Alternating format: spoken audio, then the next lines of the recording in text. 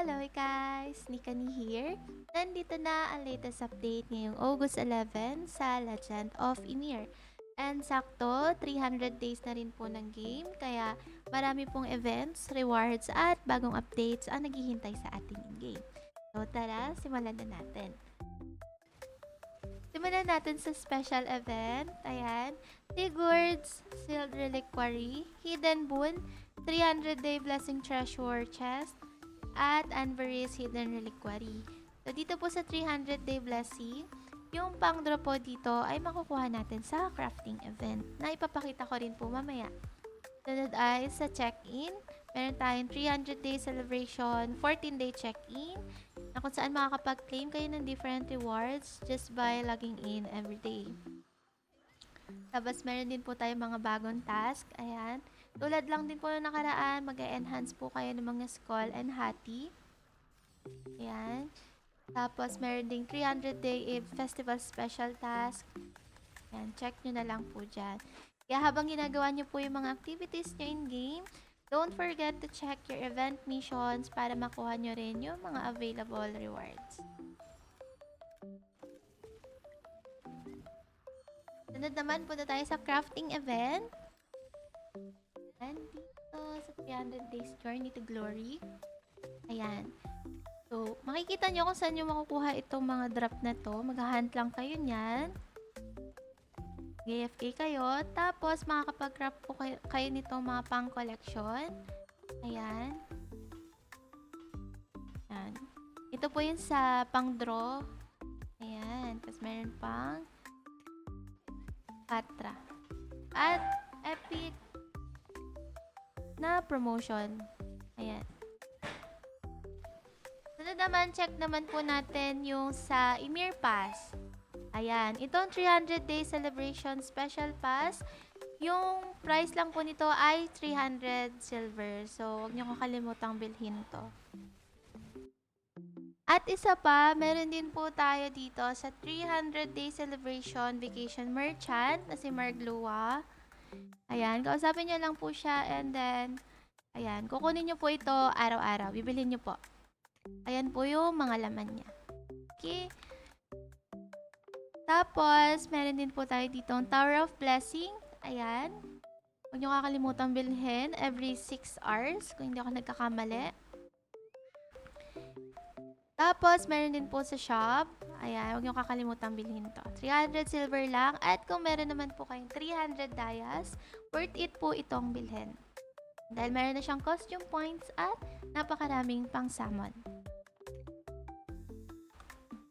Sunod naman po sa summons naman, dito sa normal summon, may cost discount po siya. Tapos, pati na rin po dito sa may confirm, yung pag magre-replace tayo, ayan, meron din po yung discount. Sunod naman po ay meron tayong bagong inter-server area at ito ang Battlefront. Makikita po natin siya sa menu, sa tabi po ng Tower of Mirrors. Para po makapasok dito, kailangan po ay awakened na at 150 KGP pataas.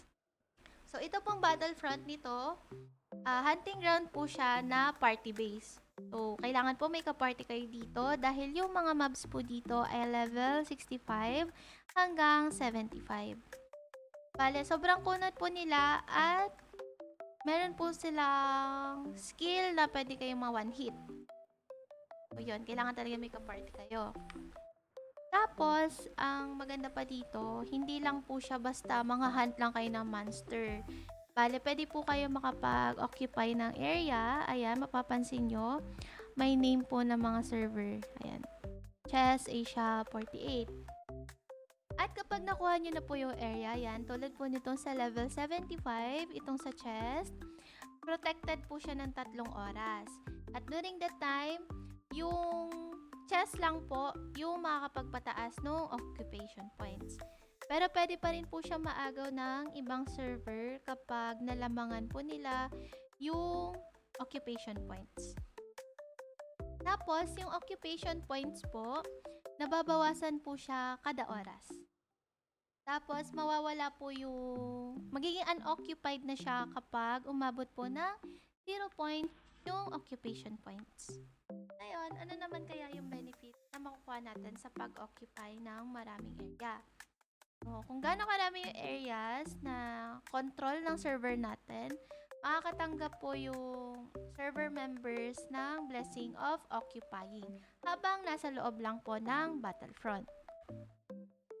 So, ito pong buff na to, umaabot po ito sa level 18 at pwedeng pataasin niya po yung hunting EXP natin, item drop, at saka po PvP skill damage defense. So, kapag mas marami po yung nakuha nating areas, mas malaki po yung benefits na makukuha natin sa loob ng Battlefront. Nabanggit ko kanina, kailangan po naka-party dito. So, pwede kayo mag 5-man or 15-player party. Yung EXP po dito ay fixed na, pero mababa po yung makukuha yung EXP kapag nasa 15-player party kumpara sa 5-man party. Tapos, meron din po itong level penalties, kaya kailangan pipiliin nyo kung anong boss yung ipa-farm nyo. Kapag mas mataas po kayo ng 5 levels doon sa boss, mababawasan po ang EXP gain nyo. At pagdating naman po sa item drop rate, may penalty din po siya kapag mas mataas kayo sa boss ng 7 levels. May bago rin po tayong field boss na si Odumla. Makikita po natin siya dito sa gitna ng Battlefront. After po natin siyang ma-defeat, magre-respawn po siya after 24 hours. Tapos, dito din po sa Battlefront, makikita po natin yung Baldur Brood of Flame. Sunod naman, punta po tayo sa server battle dahil meron po ulit silang improvements dito. Unahin natin sa gates. So, hindi na po kasama yung gates sa target list search. Sunod naman po ay sa Siege Golem, mas madali na po silang matatrack. Kapag po nag-summon po ng Golem, makikita na po ngayon sa system kung ano pong clan at sino mismo yung player na nag-summon nito. Makikita na rin po sa status board kung nasaan yung summon golem at sa name tag naman nito makikita po kung gaano pa katagal bago matapos yung duration niya. Yung sa rune magic circle sa summon location, lalabas lang po ito kapag available na po ulit mag-summon. At ito po yung pinaka-importante. Kapag po pumunta po kayo doon sa Nexus ng kalaban, tapos buhay pa yung Guardian, magkakaroon po kayo ng temporary debuff. Ito po yung pabababain nila yung defense stats nyo. So, hindi po maganda na bigla-bigla na lang po kayong dediretso doon sa Nexus. Kaya kailangan po, mapatay nyo po muna yung Guardian bago po kayo dumiretso doon sa Nexus. Tapos, mas pinadali na rin yung pag-iikot natin dito sa server battle. Dahil meron pong 3 landmarks na kung saan pwede tayo mag-teleport agad papunta doon sa gitna. Tapos, pwede na rin po tayo mag-click doon sa status board para mag-auto move papunta sa location. Tapos, mas clear na rin po yung information habang nasa laban dahil ma-highlight na rin po kung ano po yung mga defeated servers. Tapos, inayos na din po yung colors ng clan names para mas madaling malaman kung saan clan or server galing yung mga players. May pagbabago rin sa mga entrance dahil tinaasan na po ito para hindi agad makapasok mula doon sa labas. Tapos, tinanggal na rin po yung instant death effect. Kapag naman po may player na nakakuha ng last hit sa monster ng kalaban, ma-highlight na rin po yung character name niya. So, ayun. Mas convenient na po ngayon yung server battle, lalo na pagdating sa yung pag-iikot natin, ayan, pag-check kung ano talaga yung nangyayari doon sa laban. At hanggang dito na lang po yung ating update. At kung may mali man ako sa pagkakapaliwanag o may nakalimutan po akong sabihin, mag-comment lang po kayo. So, ayun lang guys. Thank you so much for watching. Bye!